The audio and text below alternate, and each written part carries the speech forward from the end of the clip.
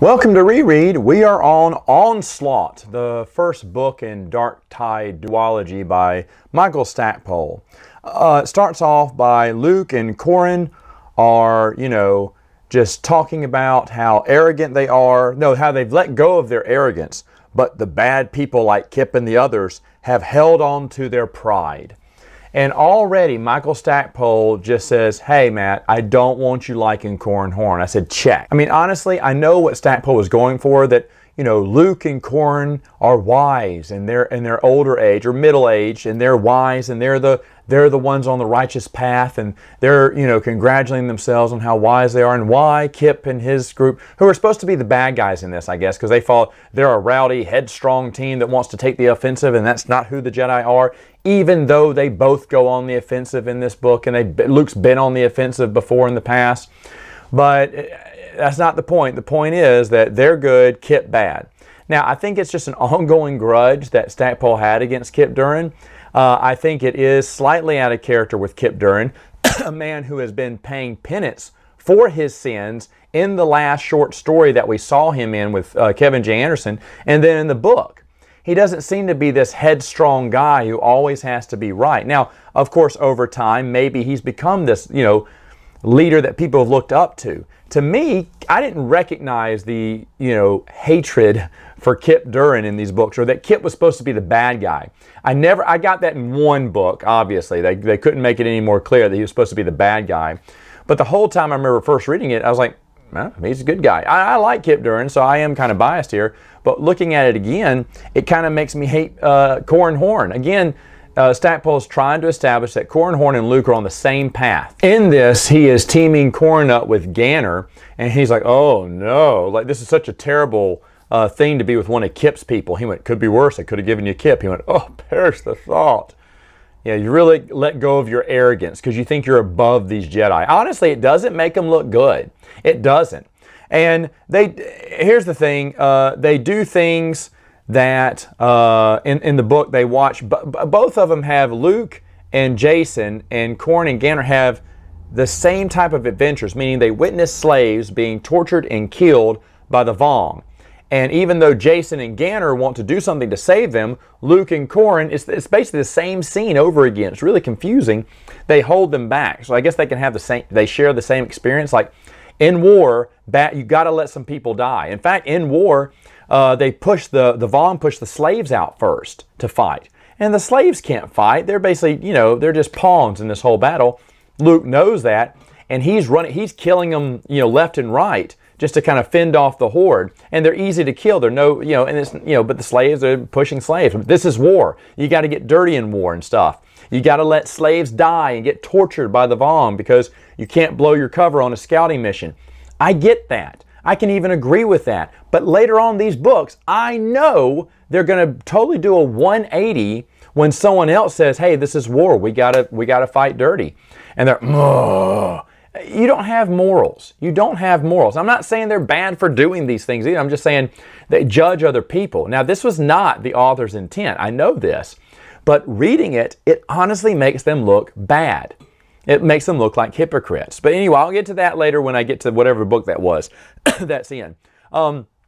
Elagos is in this. He's a senator who supports Leia, even though the whole Senate, Borsfield and all of them are against, the Vong are not a threat, and it's just Leia trying to make a power grab now that she's, out of power. And of course, Borsfield is up to his regular shenanigans. But Senator Elagos, he supports Leia. He goes out there. Actually, before that, there's a great scene. Han is, Chewie's death is finally sunk in, and he's gone, on a drinking binge. He's kind of a shell of himself. Elagos, his race can memorize things. They have great memories. And so he's asking, hey, how do you get rid of a memory? Can you tell me that? Because he said he can physically see Chewie over and over again screaming, and even though he's challenging the moon and Chewie's going out as a hero, Han thinks Chewie died hating me. He knew I could have come and get him. He knew what the Falcon was capable of, and I just flew off and left him. So Han is really going through depression right now, and to be honest, that's how someone who is depressed will start seeing things. They'll start thinking, it's all my fault, he died hating me. It's a great scene because Elegos goes, that's not what he did. If you knew Chewbacca, then Chewbacca was this, that. Well, Han gets mad that he would even assume to know Chewbacca. Elegos quickly apologizes. Yes, I should not, give my, view perception of your grief. Only you know what your grief is. He's given the right answer. Leia's very embarrassed. Elegos doesn't mind. He really comes off like a great character, and you really feel bad for Han. It's a really good scene, really excellent scene. This whole book is really good. I know I complained at first, but that's just Corran Horn. I can't get over my hatred for Corran Horn. Kian Farlander gets a mention here. That was the one that I totally missed the first time through. I knew he was in the books later on. Everyone went nuts probably who played the X-Wing game. I had no idea who he was, but it was nice to get that reference now. Also, Jaina gets to join Rogue Squadron, which is great. Gavin wants to keep her off the roster because she is the daughter of Han and Leia, and he doesn't want to put her in danger. But then Leia goes, "Come on, she's the best you got. It's right. She needs to be on there." Now, Leia's practicing what she preaches because she knows she wants to protect her children, but she also knows they're old enough to be fighting in this war. And when Gavin goes, "Oh, she's 16, she's too young," Leia turns the tables on him and says, "Well, Gavin, you were 16 too, remember?" And that's true, he was very young. And he goes, "It was a different time," trying to make excuses. But eventually Jaina gets on. She's so excited to be in Rogue Squadron, which is great. With Jason's story, he's still struggling with what the Force is all about. He tells Luke he wants to leave the Force completely. To his surprise, Luke is all for this because Luke knows that Uncle Owen wanted him to be a farmer, and he didn't want that. So he doesn't want to turn into Uncle Owen. I thought that was very insightful. Everyone gets mad about the Jason-Danny relationship that was kind of there. Jason kind of had a crush on her. Oh, how could he fall in love with someone like her? And she's kind of a Mary Sue. Okay, I kind of get that because Devon thinks she's special for no reason. She's really special for really no reason. She's studying the Force, and she's getting better at her Force techniques and whatnot.